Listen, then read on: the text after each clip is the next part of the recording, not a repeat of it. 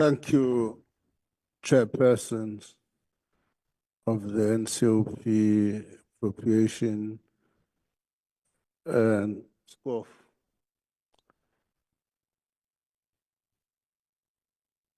Thank you for the opportunity to find the time to, I'm going to ask the DG to take us through, but I want to make some few comments.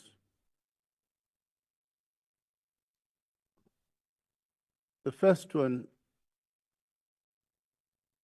for challenges as a nation, part of those challenges is the erosion and the capacity of our social service to be able to meet the needs, particularly of our poor communities.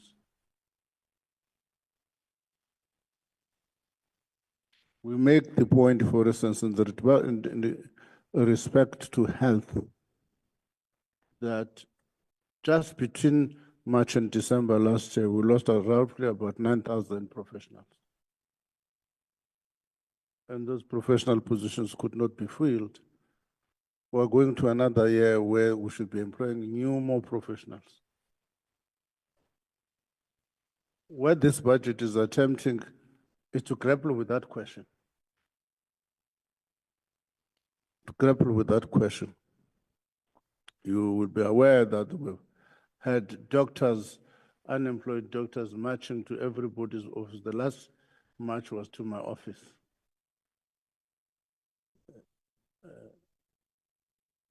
Expressing a need to provide this needed service to our communities.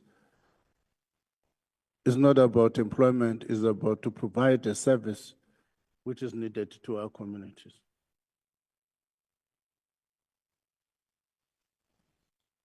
The health budget had been so eroded, as I indicated, that the accruals amounted to 21 billion.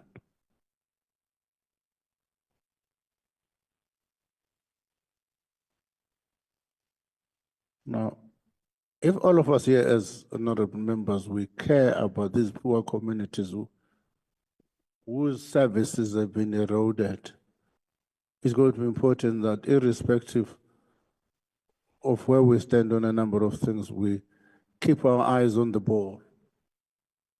And so how do we address that issue? It may well be from a different eye, we have not addressed it. As long as the debate is going to be, we must be addressing these needs of our people, but how do, the key question, how? We may have taken a route which, in these circumstances, colleagues may differ. A tax raising taxes. The similar exercise in education. If you live in KZN, you must know that already KZN was intending to march to protect existing teachers. We may disagree, colleagues, I'm telling you about methodologies and other things, but I don't think we'll disagree on the substantive nature of what we're attempting to resolve.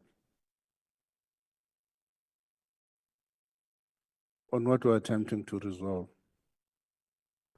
Our defense force lack of funding became clear during the DRC problem. We can't continue in that way.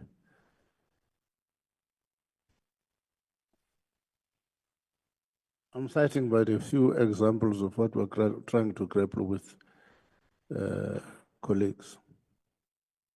Poor communities use commuter rail. One of the things we're doing in this budget is to invest much, particularly on signaling, to reduce the time for the train.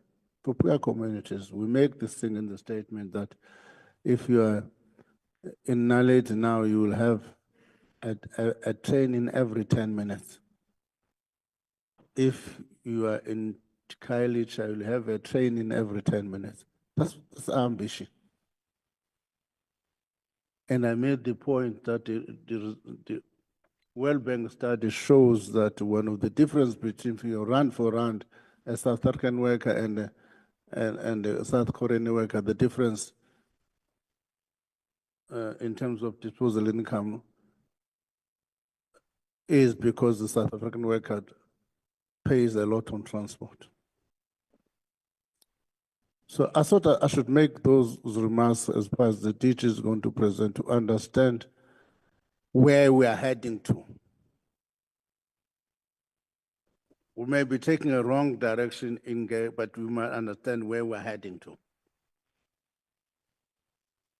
That's what we want members to appreciate. Thank you very much. DG. Thank you very much. Over to you, DG.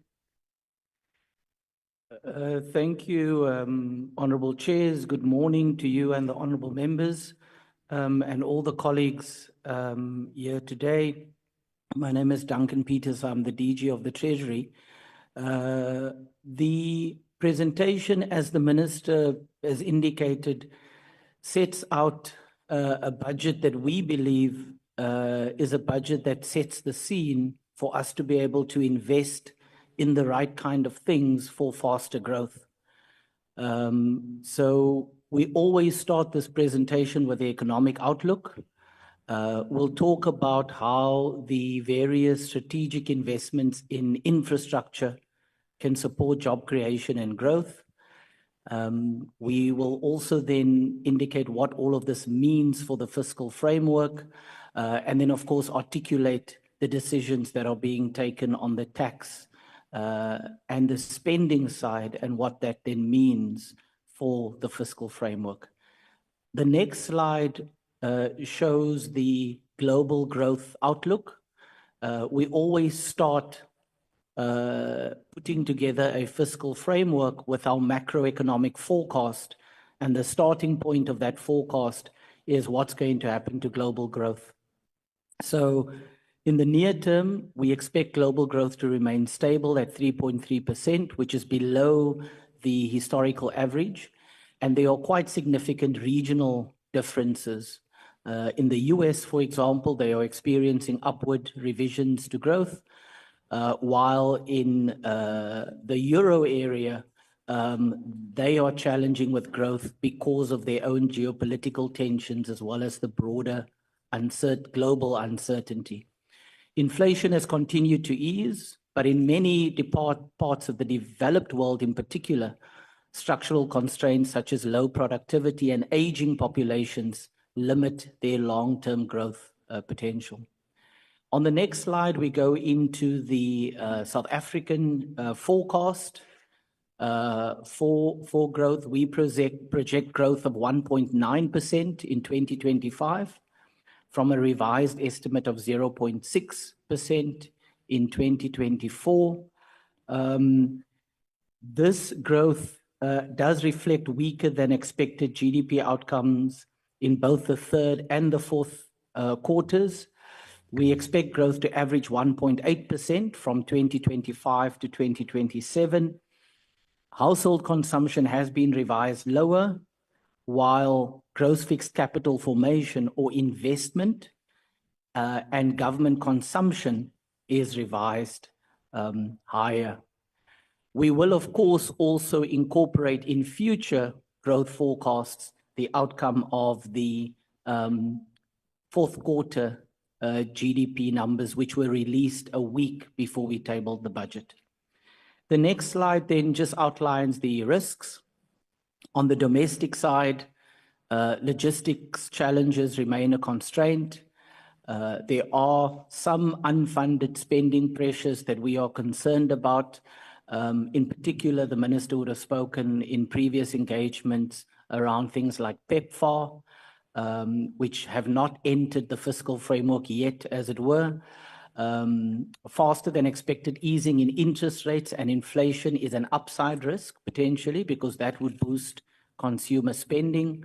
There are some potential also positive upside risks from domestic food prices that could benefit from a recovery there.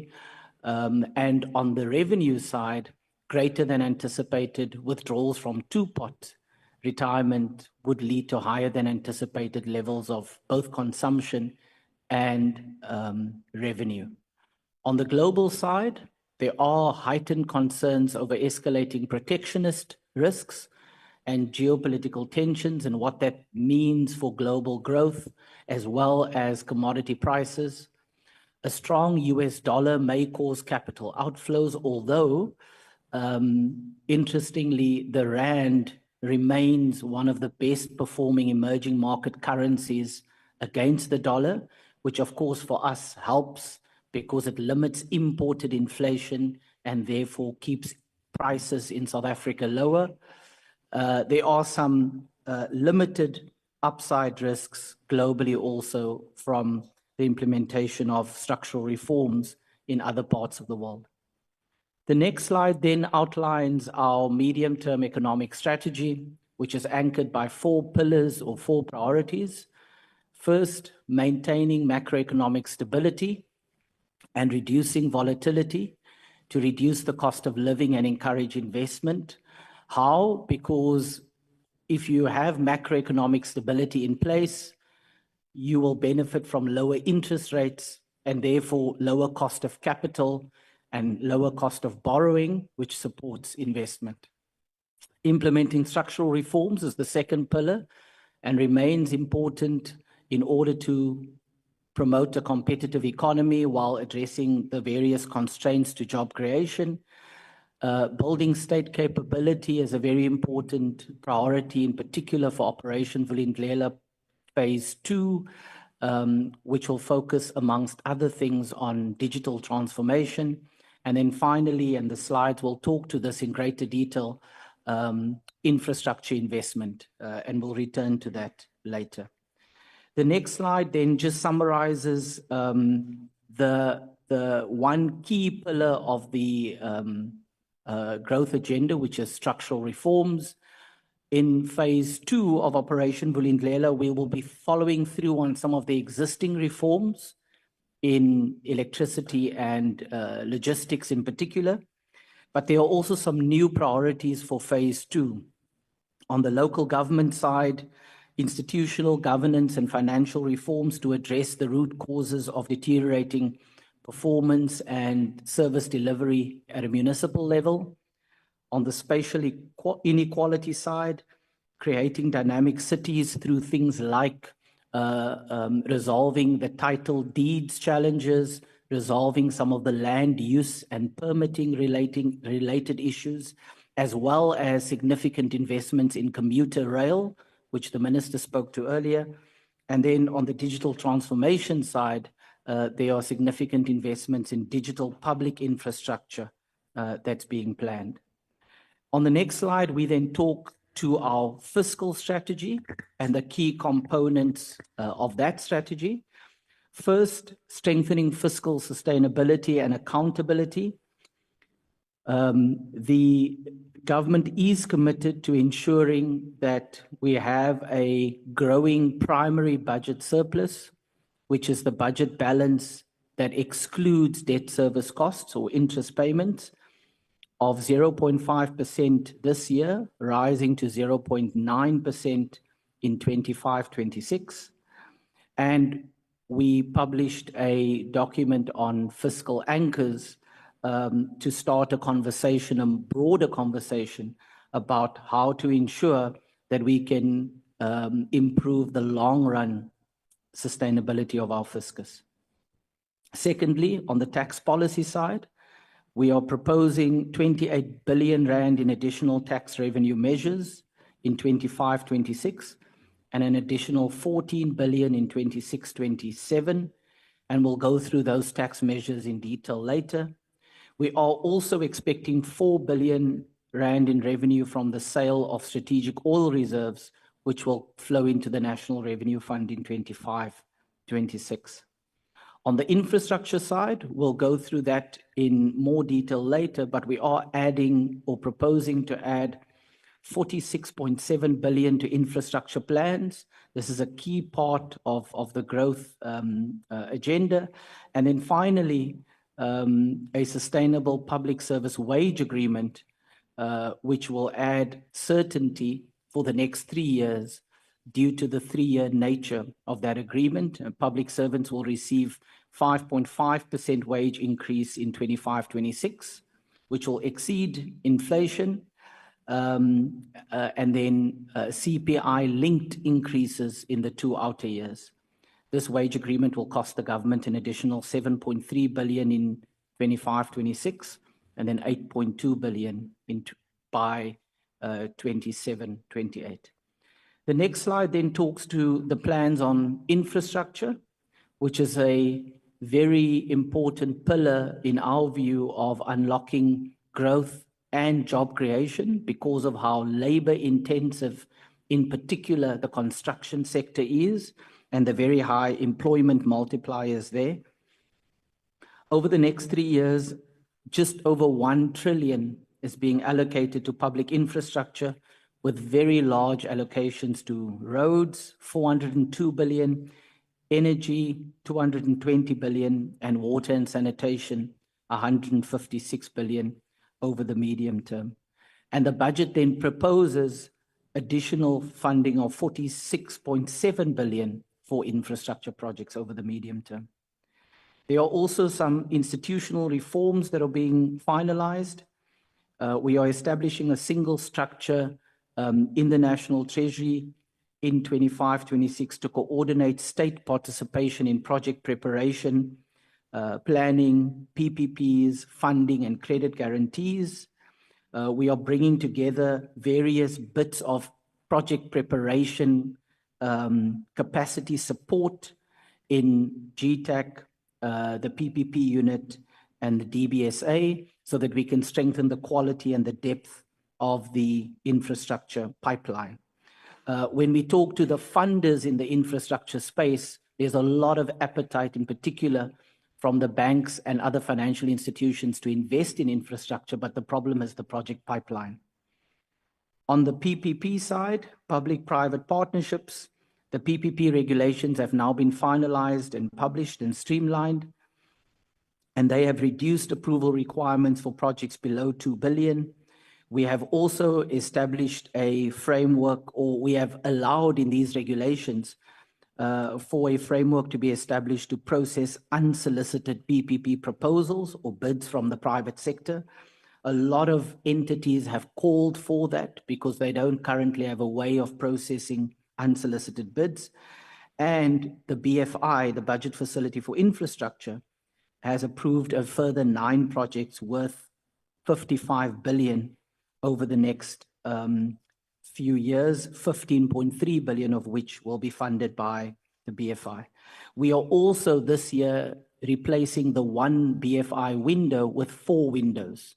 So we will now be giving departments and entities 4 opportunities per year to submit their projects for funding. And we believe that will really assist with the infrastructure pipeline. And then finally, the budget proposes a performance-based conditional grant for trading services or trading entities at a municipal level that provide basic services such as municipal water. And this grant will incentivize financial and operational reforms to improve the functioning of these entities. Turning now to the first part of the fiscal framework on the next slide, which is the changes in tax policy. The minister spoke about the various spending pressures in the system, and it is our view that an increase in the spending has to be accompanied by an increase in revenue in order for the government to maintain its commitment to fiscal sustainability, including a rising primary surplus and stabilizing debt in 25-26. The minister spoke about what some of these are, and while this budget includes a mixture of tax measures, it does still consider that a VAT increase will be indispensable for raising the additional revenue. On the next slide, we talk about what some of those medium-term expenditure adjustments are. The 2025 budget proposes additional spending pressures to be funded of 232 billion over the medium term. And we can see what those additions to baselines are in the table on the slide that's currently being projected. Firstly, about 46 billion, as we indicated earlier, to infrastructure. Secondly, 23.3 billion to fund the wage agreement that was signed a few weeks ago. An additional 11 billion is being proposed for early retirement. There are a number of departments, such as the Department of Defense and Correctional Services, where they cannot afford the current employees on their structures. And so we believe, in consultation with these departments, that making a provision for early retirement without penalties to your pension fund, as well as an incentive for early retirement, will help these departments to readjust their employee budgets and rejuvenate those departments by bringing in new employees. All of the savings that departments will get from early retirement will be retained by those departments, so they will not flow back to the fiscus. And secondly, early retirement is only possible with the permission of the accounting officer or the executive authority. So departments will have the final say in deciding who actually leaves. Another 35 billion rand appropriation is proposed for the Social Relief of Distress Grant. The honourable members will notice that in 26-27 and 27-28, there is no appropriation being proposed for the Social Relief of Distress Grant. But there is, however, a provisional allocation in the fiscal framework for the Social Relief of Distress Grant. So it is funded for the next 3 years. The only reason it's not there is because the second 2 years is a provisional allocation in the fiscal framework. And that's because of the ongoing work around the Social Relief of Distress Grant in terms of determining its future. The budget also proposes above inflation increases to social grants.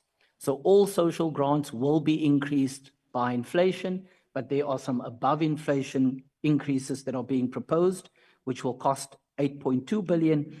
And this is also to offset the impact of the 0.5 percentage points increase in VAT that's being proposed. So for example, in the case of the old age pension grant, that grant is going up by 130 Rand per month. And in the case of the child support grant, by 30 Rand per month. There are 70 billion rands in provisional allocations for frontline services. Those are the services that the minister spoke to earlier and will cover on a later slide. And then there are some other spending additions, which we'll also cover later. We are offsetting some of these expenditure additions through reductions in provisional allocations. So for example, the very large reduction in 25-26 in the provisional allocation was a provisional allocation that was put into the budget for the Social Relief of Distress Grant. So that is offsetting the 35 billion above the line. And then we are reducing the contingency reserve.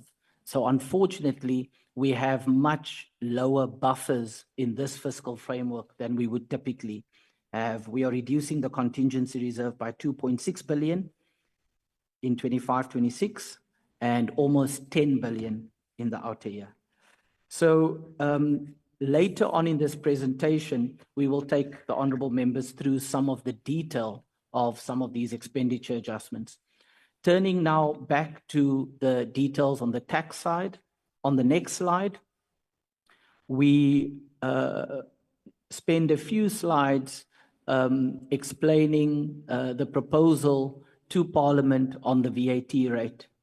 So we have considered different options to raise the revenue required in order to cover the expenditure that we have just detailed.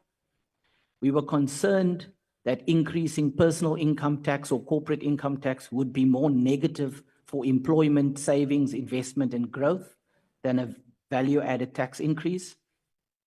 While CIT is imposed on businesses, it is ultimately paid by the people who work there, as well as the shareholders and consumers. And we already have a very high contribution of CIT towards tax revenue. If we look at the second chart, we can see there relative to the rest of the continent and relative to our OECD peers, corporate income tax as a share of GDP has consistently been much, much higher. However, in contrast, if we compare the VAT rates by country, we can see that the average VAT rate in the OECD countries is around 19%. Ours is currently at 15%, and we can see where some of the other countries fall there as well. On the next slide, we go further to talk about PIT. We do have a very high personal income tax rate as a percent of GDP, as well as a very high top rate at 45%, both of which are much higher than other developing economies, which is what the first chart shows. We also acknowledge, and this has been discussed over the last few weeks, that previous tax rate increases for PIT did not raise the expected revenue, because what taxpayers did was they simply changed their behavior in order to avoid the tax. And in fact, when we increased the top rate to 45%, there was a large reduction in reported taxable income in response to that. Then on the next slide, we talk about what's been done to mitigate the impact of the increase in the VAT rate. The government has proposed direct relief to vulnerable households in the form of above inflation increases to the various social grants.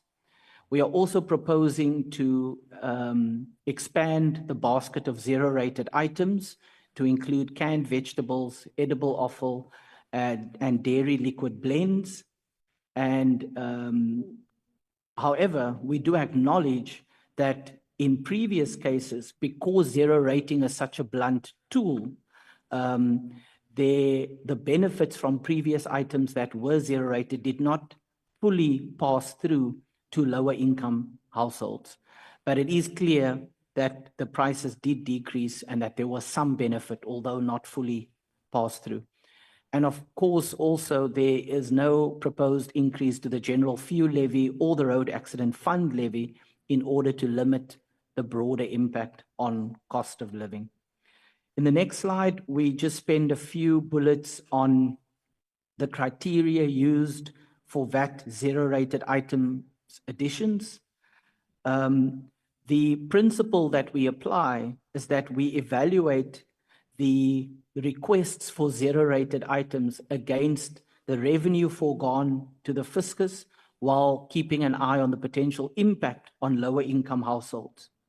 And we focus in particular on the expenditure items that are consumed by the households in expenditure deciles 1 to 4.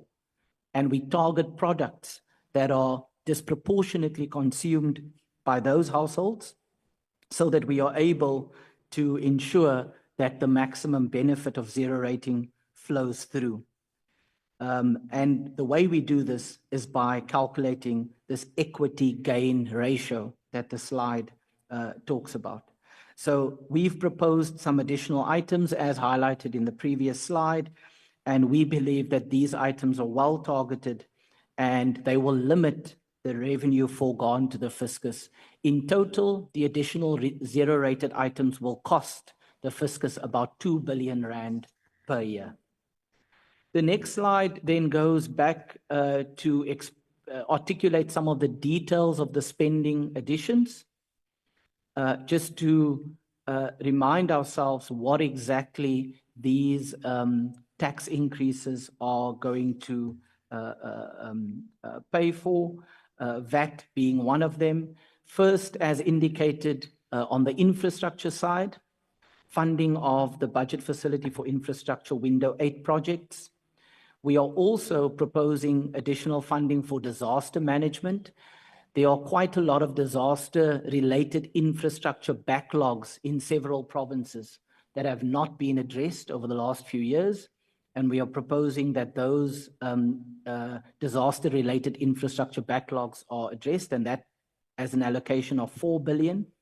The Minister spoke about the additions to PRASA of almost 20 billion over the medium term to deal with signaling. The factory that produces the new trains at the moment has ensured that there are enough new trains on all of the lines, but the challenge is that these trains cannot run often enough to ensure that commuter rail becomes a reliable form of transport. And so the investment in the signaling is what is required to ensure that this takes place. We spoke about the performance grant to turn around trading services in metros. There's a small allocation for the schools build program in the Western Cape, as well as a project, Drakenstein project, and then rescheduling of My City, which is rescheduled over the medium term. We spoke about the public service wage agreement, early retirement, social relief of distress, the above inflation increases to social grants, and then there are additional provisional allocations to frontline services, which add up to 70 billion. Provincial education compensation costs and the expansion of early childhood development, which comes to about 30 billion. In health, unemployed doctors, provincial COE and goods and services budgets, 28 billion. In defense and correctional services, additions for compensation of employees. And then in home affairs to strengthen their digitization efforts and employ more individuals. Order, Chair. Chair, Who's rising? Mark Burke from the DA. The finance minister is asleep at the wheel again. Could we please ask him to wake up? It is unfortunate that I'm not going to entertain such point of orders in this meeting. The meeting is going to be in order. The presentation has been made by the DG, and what you need to be concentrating on is on the presentation from the DG. Thank you very much. I'm not going to take another handoff. Point of orders, we are here for a discussion on the budget. Thank you very much. Thank you, Honorable Chair. The final line item there of 3.2 billion over the medium term is for digitization in home affairs, as well as additional employees in the Border Management Authority. The next slide then talks to additional spending items that were already announced at the time of the MTBPS. At the time of the MTBPS, we announced SARS spending adjustments of 3.5 billion over the medium term. The minister announced in his speech that an additional 4 billion is being allocated there to bring the total to 7.5 billion. There's public employment programs, additions to SUNRAL for GFIP, the troop deployment in the DRC, various other spending additions, and then direct charges. And these direct charges are additions mainly for injury on duty and post-retirement medical benefits. Returning now to the tax slide, I think we'll skip this slide in the interest of time. It just covers the revisions to gross tax revenue projections over the medium term. I think what's more important is the next slide, which talks to the very specific tax proposals. These tax proposals will raise 28 billion in 25-26, as well as an additional 14.5 billion in 26-27. What are these tax proposals? Firstly, on the direct taxes side, we are proposing not a rate increase in personal income tax, but we are proposing no inflation readjustment to tax brackets. And that raises an additional 18 billion in the first year, rising to 20 billion in the outer year. What we would typically do in every fiscal framework is we would adjust the SARS tax brackets by inflation so that people don't end up in a higher tax bracket only by virtue of getting an inflationary linked salary increase. If we don't do that, which is what we would typically do, we then raise additional personal income tax, but that of course means in effective terms, the relevant taxpayers are paying more taxes. We are also proposing no inflation readjustment to medical tax credits, which raises an additional 1.5 billion. On the indirect taxes side, as we've indicated previously, we are proposing a 0.5 percentage point increase in VAT in 25-26, which will raise 13.5 billion up to 15 billion in the outer year, and then an additional 0.5 percentage point increase in VAT in 26-27, which of course won't raise any funding this year, and taking effect in 26-27, it will then raise 15.5 billion. We indicated earlier that the zero-rated items will cost around 2 billion, so we are losing revenue there. There's no adjustment to the fuel levy, and because we always assume an inflationary linked adjustment to the fuel levy, that means we are losing 4 billion. There's some diesel refund relief to primary sectors, mainly agriculture, that costs in 26-27 R1 billion, and then above inflation increases to excise duties on alcohol and tobacco, which will raise 1 billion. And that brings us to a net impact of 28 billion in 25-26, rising to 46 billion, sorry, in 27-28. Just a small point on the personal income tax side.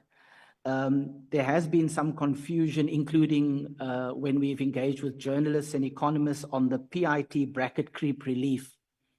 There is no inflation readjustment to tax brackets in 25-26, but we assume in this framework that there will be inflation adjustments to tax brackets in 26-27 and 27-28. It's just that the 18 billion from this year flows through over the medium term. So this fiscal framework does assume that next year we will be providing inflationary adjustment to tax brackets. Returning now to the spending side on the next slide, what does that mean? Well, it means that our consolidated spending will increase from 2.4 trillion to 2.8 trillion in 27-28. Learning and culture over the medium term and on a consolidated basis receives the largest share of expenditure at 1.6 trillion. And we've always raised to this House our concern around debt service costs, which is the second largest item of spending over the medium term at 1.3 trillion, followed by social development and health at 941 billion. In terms of expenditure growth, it's important to highlight the first slide there, that payment for capital assets is the fastest growing item over the medium term at 8.1%. And that again is a very important part of this budget and the infrastructure reforms being matched by the growth in infrastructure budgets. The second fastest growing item of spending is debt service costs at 7.1%. And that of course remains a concern for us, which is why it's so important for us to not fund the additional expenditure from additional borrowing. On the next slide, we then show the consolidated budget balance, and the budget deficit is projected to narrow to 3.5% of GDP by 27-28. The revenue next year will be over 2 trillion at 2.2 trillion in 25-26, while expenditure is 2.6 trillion, giving us a budget deficit of 370 billion. And it's that budget deficit that we need to borrow for, in addition to the redemptions that become due. And that puts a lot of pressure on our gross borrowing requirement, which I will return to later. The next slide then shows the division of revenue over the 2025 MTF. 48.4% of nationally raised revenue is allocated to national government, sorry. 41.9% to provinces, and 9.7% to local government. We are announcing quite a few conditional grant reforms in this budget as well, which are aimed at streamlining the conditional grant system, combining different conditional grants, enhancing flexibility in the conditional grant system, and ensuring that we get better value for money out of our conditional grants. Conditional grants are quite important because they activate a lot of the infrastructure service delivery and spending. On the next slide then, almost at the end, Honourable Chairs, the gross borrowing requirement is reducing over the 2025 MTF period. In 25-26, the gross borrowing requirement is 3 billion higher than projected, which partly due to a slightly higher budget deficit, but this is offset by a reduction in the Eskom debt relief. The final Eskom debt relief, which was going to be 70 billion rand, has been reduced now to 50 billion rand, saving the taxpayer 20 billion rand in additional funds that would have gone to Eskom. We are now providing Eskom with 40 billion rand in 25-26 to redeem debt that is maturing in April next year, and then another 10 billion for debt that is maturing in May 2028, adding up to the 50 billion, which is lower than the 70 billion initially penciled in.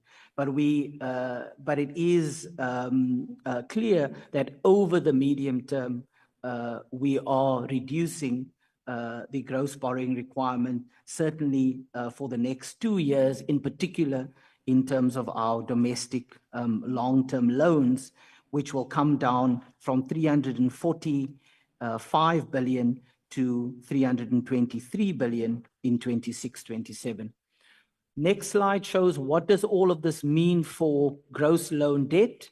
Gross loan debt will peak at 76.2% of GDP, which is higher than the 75.5% anticipated at the time of the MTBPS. But what's very important is that debt to GDP is still peaking in 25-26, as per our commitment in previous budgets. The next slide talks about state-owned companies and some of the challenges there. There are some areas of green shoots. For example, in Eskom, they are making progress on their recovery plan, although on the finances side, there's room for improvement, and their operational performance also requires improvement.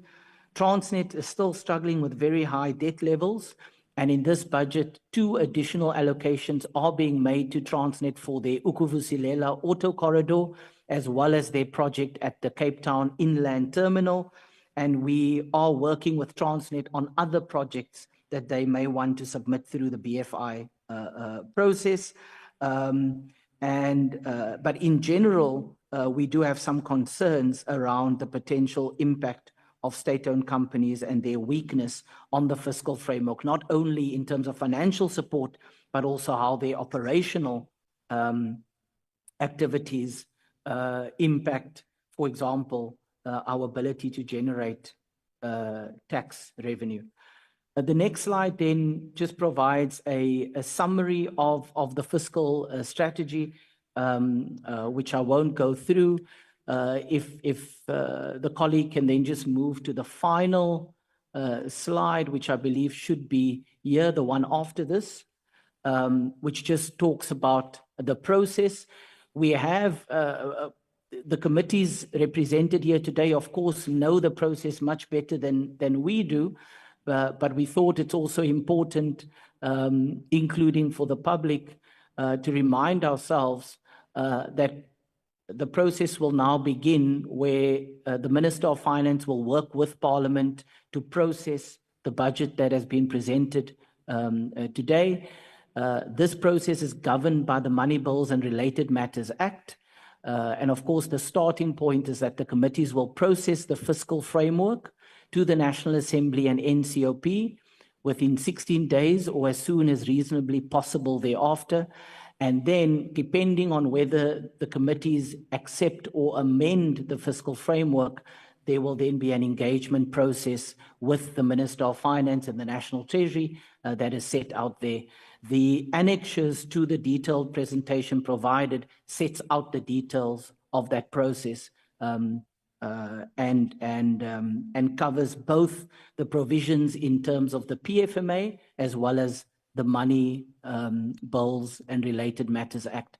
Very importantly, from 1 April onwards, expenditure is governed by Section 29 of the PFMA, which provides for departments to continue spending in the absence of a passed budget up to 45% of last year's allocations for the first 4 months. But this, of course, does impose limits on the ability of departments to spend any new allocations. That is not provided for in Section 29 of the PFMA.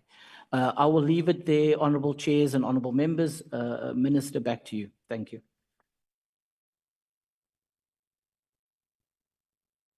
Thank you, DG. Minister, any addition before I note the hands of members? Minister, Deputy Minister, any addition before I note the hands from members?